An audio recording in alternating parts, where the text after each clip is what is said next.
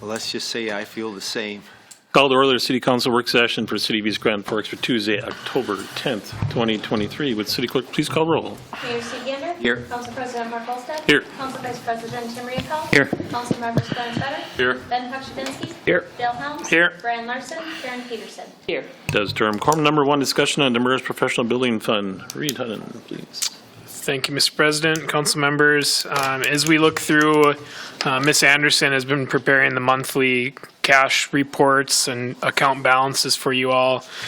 We've looked through the accounts to see which ones are still active or if there are any that are inactive, and we did find Fund 681. It's titled the Demers Professional Building, has a balance of $73,034.68 that has been inactive for quite some time. In discussion with Ms. Anderson about that, that was a contract for deed with Palmasinos to purchase the Demers Professional Building at the corner of 4th and Demers. And since that's been paid in full, it was paid in full in June of 2017, and since that time, the money's just basically been sitting in that account without a use. So I wanted to bring it forward to the council for discussion about potentially rolling those funds into closing that account and rolling those funds into the general fund, or using them for a special project or purchase for the next year that may help out our budget for 2024. So with that detail, happy to answer any questions or take any suggestion on how to use it. I think my preference would be roll into the general fund for 2024 budget, so offset any negatives we have right now. Which should be just a little over 1%, I'm assuming. So that'd be my preference. Mr. Vetter. Thank you. Carla, that's the cash balance. Is the cash balance equals the fund balance? The fund balance isn't different? No, that's correct. And then it has been getting interest for the last years. As long as there's a cash balance, we do appropriate interest to it. I'm not opposed to having it going into the general fund also. It just means we have to decide how much of our general fund balance we want to spend towards our budget, whether it's the 73 or some other figure to help balance the budget. That's the only thing. Anybody else have anything? Mr. Helms. Thank you. Carla, I have a question. And I don't know if I've asked you this before or not, but all these different accounts we have, are they actual accounts, or is it just on the books as an account and it's in the one fund type thing, or one account, or? So you mean one bank account? Yeah. Okay, so it's they call them like a pooled bank account. So the accounts are in one fund. Okay. A bank account fund. But we have to separate them by accounts. Okay. State law says we have to, and the numbering has to do with the state law. They have, state statute has a chart of accounts of how they should be numbered and for the reasons. But they are in one bank account. Okay, that was my question, because I was curious to know if there was, if this thing has been drawing interest or anything like that, or, you know. Yeah, no, and then we do have investments. Yeah. With RBC, which is basically in one account for them, but they're split between many different CDs. Okay. Or we have a few of Federal Home Loan Bank investments also. Okay, all right. I just wanted to clarify. No, that's good. A good question. Anybody else have anything? None, sir. Alrighty. Move on to number 2, discussion on 5th and 20th Street partial reconstruction. Mayor Gander. Thanks, Mr. President. And by all means, when I finish or anywhere along the way, chime in. I know there's some strong feelings amongst some of our council members that the next step in this should be a request from the neighbors in that neighborhood, in that area, to have the street reconstructed in some fashion. And yet, I don't think they know exactly what to request. And so if you take a look under background, I know it's all written out here. What we'd like to take a look at is replacement of failed curb and gutter, placement of failed storm sewers with catch basins, and then we'd go in if there would be identified sanitary manhole covers within the street, and then we'd have to go into replacement of driveway aprons that are tied to sections of failed curb and gutter, sidewalk replacements or removal that are tied to sections of failed curb and gutter, then street repair, sections of overlay, mill and overlay, or complete replacement based upon the degree of disrepair and the condition of the asphalt. And within that, I would hope to see, for example, if we have a failed curb and gutter on one of our concrete streets throughout our community, right now through citywide funds, we're replacing that curb, bringing it back to grade with the idea that our storm sewer system is a collection system to bring water to the catch basins all along the way. And if there's a panel that has to be replaced adjacent to that to make it all tie together, then we have, again, we prioritize it. We can't do a million of these all in 1 year, but we prioritize it and get those done through citywide funds, again, for failed curb and gutter. So it would be my hope that on this project, that part of it we could identify and carry with citywide funds. Again, just where the sections have dipped down and failed or have completely gotten destroyed. Then along with that, we have catch basins for storm sewer. Those also are from a different enterprise fund, citywide, and those would be logically done also outside of a part that would be assessed back to these residents.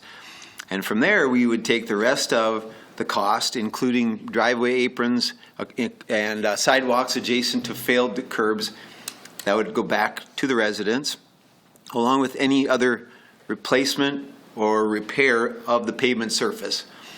So what we would like to do is to come up with a very kind of cursory estimate of cost that would not involve a lot of engineering work, that we could put together, again, with minimal additional cost to the city. We have some engineering costs already incurred on this project. And we'd like to get to the residents one more time and at least give them an idea, what would be the scope of work? What would that look like if we came in and did a partial reconstruction in this way, according to these items that have been identified? And we wanted to bring it to you all for conversation, make sure that you all had a chance to give your feedback on this. If you're okay with us going back to the residents for that conversation, and again, no action taken by us or the council until we hear back from the residents, and the vast majority of them say, yep, you know what, we'd rather had a new concrete street with full sidewalk off the, to the back edge of the easement, all the other stuff we've talked about. But under real-time cost constraints, this may be the best that we can do. I should add one more thing, and thank you, Steve Emery, for your quick research. One of those residents wondered about a local road improvement program, LRIP, that's going on in the state of Minnesota. However, we did find that that would have to be a route of regional significance, and through other criteria, this street and this neighborhood would not qualify for those funds. So there's no lump sum to find. There's no citywide to tap into for a full reconstruction. We're kind of just boiling it down to what's the next thing that we could do, and that's where we are. And again, love to hear your feedback, but that's a movement that is underway to see if we can get something to happen there. Mr. Reva. Thank you, Mr. Mayor. Most of this is in my ward. We had many discussions with the residents, and when they said they didn't want to have this done last time, we had given them a sweet deal, or we had funds coming from a different source that paid the vast majority of that. They were told at that time, unequivocally, they have to come forward, they have to ask us, they want to have the road done. I told them it's going to get worse before it gets better, so your choice should be to come in, let's get it done now. It's going to cost you double down the line. My warning was, I'll vote the way you wanted to vote, but be careful what you wish for, because this is going to be double next time it comes to you, and you're not going to have all this stuff. A lot of this replacement here, we're going to have to redo it if we do we've got the electrical, there's storm sewer underneath. That's all aged, isn't it? That's all going to have to be done eventually, so we're doing something that's going to have to be done. I think sanitary. That's something that's going to have to be done anyway. Luckily, under asphalt, it can be done, right? You're putting money in to tear up again, and it's going to cost them again down the line. Their best bet is to come to us and say, get it done. Let's just get it done. The same argument was made about not doing maybe some of the storm sewer, or maybe not doing some of the curb sections. We tried to anticipate that very thing and say, if we're doing a mill and overlay with some asphalt replacement, we better pay attention to the curbs, because if you're pooling water, it's going to undermine that section of asphalt all over again. It's going to get soft and spongy. It's going to fail a lot sooner. So we really are, in the constraints of what we have financially, trying to do as comprehensive a project as we can, so that we don't have to come in, 1 year later, oh, there it is, we should have seen that coming. We really did try to anticipate, again, within these cost constraints. They were told they were moved to the bottom of the list again. It goes to somebody else. Somebody else wants their street done, we're going to do it. And we've been doing some of them because the people want to have it done. It's the same thing. They've got to come to us and ask for this stuff. I'm sorry, but I'd probably have to vote no again, because they're not going to want to do it. We'll see if they come to us, because this one is just for information. We don't need to take action on this tonight. This is to share the information so you guys are aware of what might be coming down the pike. Mr. Vetter. Thank you, Mr. President. I have to agree with Mr. Reid. I think, Mary, you're setting a bad precedent for the city by doing this. We're not doing this in any other part of town. We're not holding anyone's hands and bending over backwards for them. They need to come to us and say, yep, we're ready to have our street done. We've done this 3, 4, 5 times in the time that I've been on the council, and they've shot us down every time. It's in their park now. I don't think you should be going behind council's back and talking to the citizens and saying, look at this deal, will you accept this one? That's not our position. Nobody's talked to anyone. And we It's coming shouldn't to you in the first. future. And it shouldn't in the future either. Well, it'll happen, and I have a But you responsibility. I have a responsibility. Shame on us if we don't have a policy that can keep our streets up better than that section of streets. Shame on us. That's not on us, that's on them. We It's on have all gone to of them us. numerous times wanting to fix that street, and they've shot us down every time. All of We're us. at the point almost where we could go ahead and fix that street the way we want, and we would have no problem verifying with the state that it has increased their property values, because that street is that bad. And we might want to go down that route and just fix it the way we want to fix it, regardless of what the citizens want. That's not how I prefer to govern, against the will of the people. Okay, we want to find a way forward within the preference of the people that we serve. That's where I'm coming from. Careful, Oh, yeah. because that's your old neighborhood, and what are people going to say? The mayor's bending over backwards for his friends on his old neighborhood. Actually, it's a street that's had nothing done to it for over 30 years. And it's been really breaking down since then. Okay, it's the worst. That was their choice, though. It's their choice. Like we said, how many times have we gone to them and they shoot it down every time? It's in their ballpark now. When they want their street fixed, they can come to us. One thing we haven't done is right here. We have not really brought them a legitimate opportunity for a partial reconstruction. You're trying to come up with a project that is fully funded by the city. No. Oh, yeah. Most of that project that you're quoting there is going to be funded by the That city. is not true. Like less than a fourth.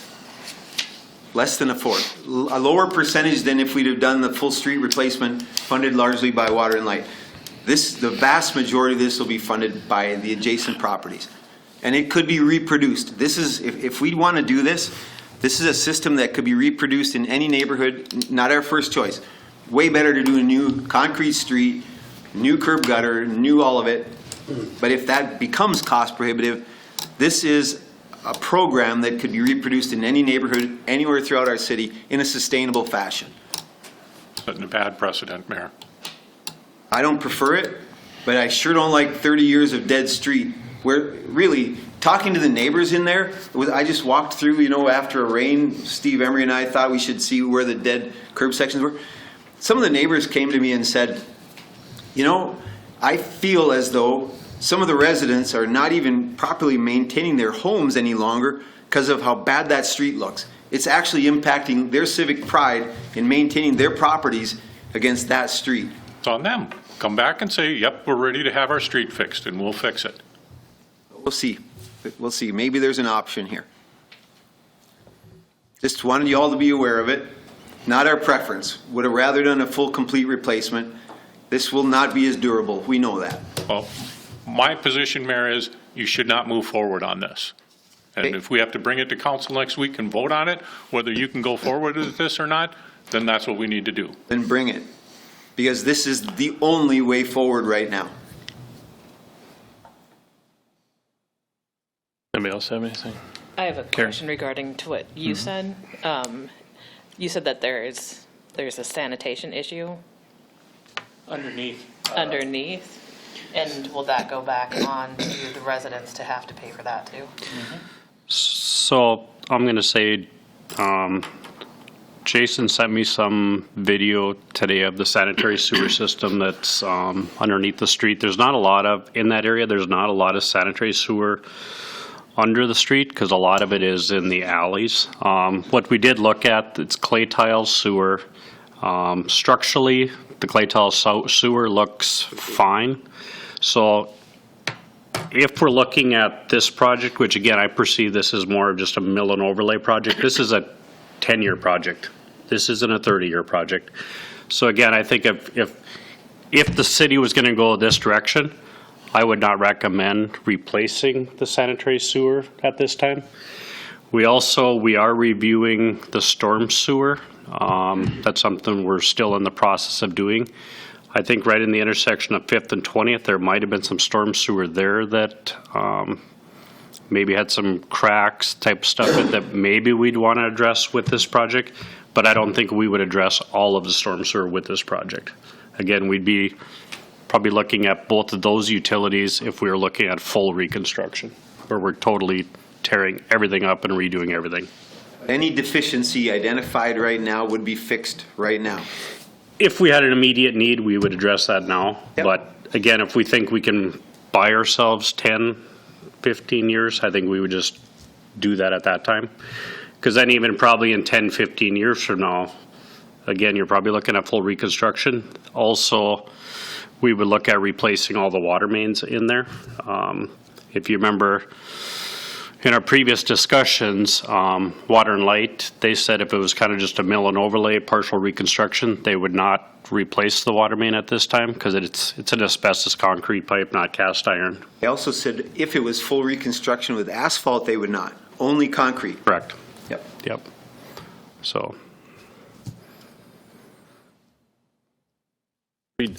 Karen, just to finish your question on that, Oh, sorry. the sanitary storm sewer repairs, our typical policy is the city would pay for that portion of it. That portion itself would not be assessed back to residents in our current practice. That would be a city cost paid for through our enterprise funds on the fee that's charged on your water and light bill is how we collect funds to keep those accounts full. But they would have to pay for the reconstruction of this street. Correct me if I'm wrong. I think our typical policy has been if we tear out a portion of street to repair storm sewer or sanitary sewer under the street, then that account also pays to fix the asphalt above it. Just that little Just section. that little section. Anything on either side of it that's just street, then that would be assessed back to property owners. Correct. Anybody else have anything? So exciting. Good. Okay, move on to number 3, Indigenous Peoples Day and Columbus Day, Mayor Gander. Thank you very much. The reason that I will share what I'm about to share is we did have a request in light of the fact that yesterday was both Columbus Day and Indigenous Peoples Day, that we could give some recognition for that. And we want to do it as respectfully as we can for all parties concerned. And so I will share some thoughts that I've pulled together here. And please consider and receive what I'm about to share with the deepest respect that I can possibly muster to all parties concerned. This is a potentially charged issue, and I just ask that everyone listen to the whole of it and don't get hung on one small part of it. On October 12, 1792, the United States of America began the observance of Columbus Day. It became a federal holiday in 1937. Indigenous Peoples Day began in 1977 and became a federal holiday in 2021. They fall on the same day, which this year was yesterday. We live in interesting times. We're questioning everything, and that's good. Scientific discovery sheds new light on the historical account, and we can also go back and study authentic ancient writings that we had once glossed over. We're learning more about the people of North America before the year 1492, about their goodness, their families and social structure, and their ways of life. There's much more we can still learn from these cultures. The arrival of Christopher Columbus and the many waves of European settlement sparked violent clashes between the European and Indigenous peoples. Clearly, the Indigenous people loved their homeland and were willing to fight to keep it, and that was their right. In the same way that peace was found through treaty and negotiation, each of us must find peace in our hearts. And while some of the treaties back then were broken, we can do a better job of keeping the peace. It appears that the first humans arrived on the North American continent between 15,000 and 24,000 years ago. For comparison, Columbus arrived about 531 years ago. There are currently 3 theories to how people came here.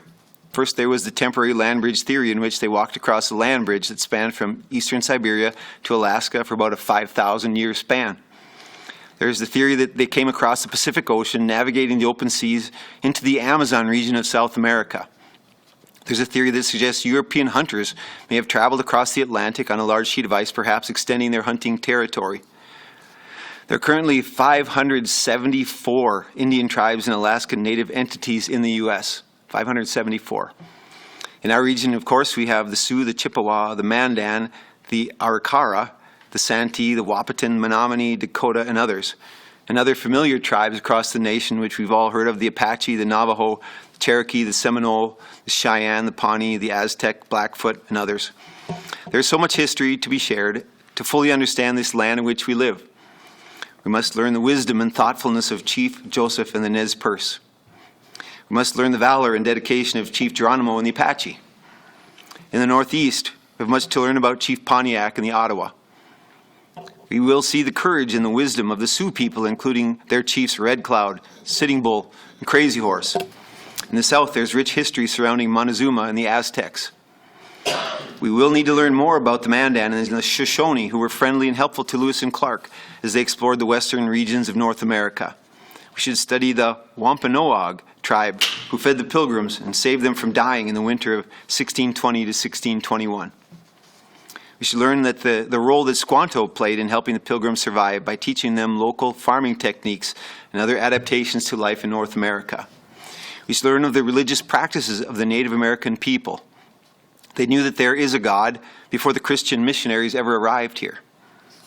We should all learn to respect the elders, and that is a central theme amongst Native American folks. We must thank the Indians for corn, potatoes, tomatoes, melons, and other crops that were all grown in Indian gardens. It's estimated that up to 60% of the foods we eat today are direct descendants of Native American crops. Modern day medications, many of them are derived from traditional Indian remedies. The list of benefits we enjoy today that originate in Native American culture is endless. It's good to pause and consider this, along with the sacrifices made by Indigenous peoples all along the way. Now, turn the page. I don't even know if I'll say it right.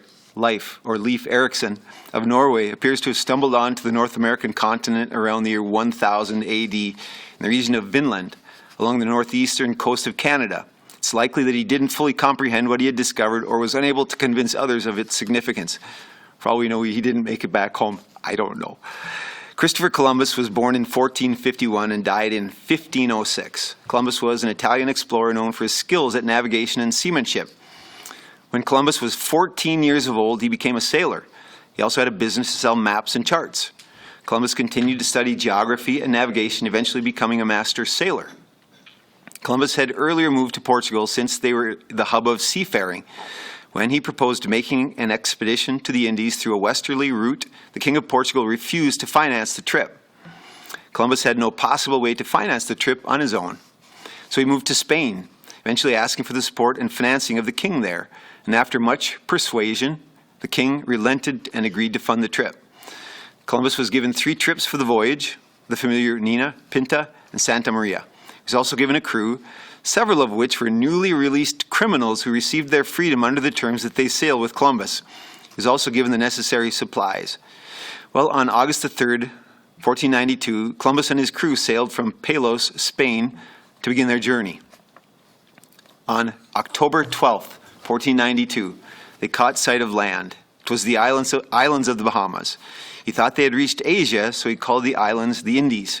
He first encountered people of the Arawak tribe, and he referred to them as Indians. At the age of 41, Christopher Columbus and his crew became the first Europeans to reach the Americas, that is, the first to return home to tell of it, and the world will never be the same. The lives of Europeans and indigenous peoples were forever changed. They explored the area for about 2 months and then set sail back for Spain. In the process, the Santa Maria was lost in a storm, forcing them to leave 39 of their crew behind in a colony called La Navidad. Columbus made 3 more trips to the Americas, never actually reaching the mainland. On his 4th and final trip, he and his crew were unceremoniously shipwrecked on an island for a whole year, during which Columbus had to put down a mutiny of his own men.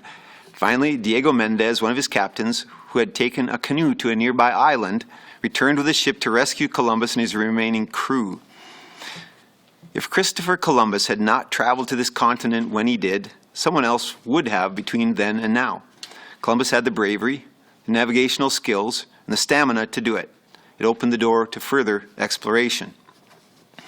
In the year 1519, Hernan Cortez led a group of Spanish conquistadors on an expedition to overthrow Montezuma and the Aztecs in what is now Mexico City.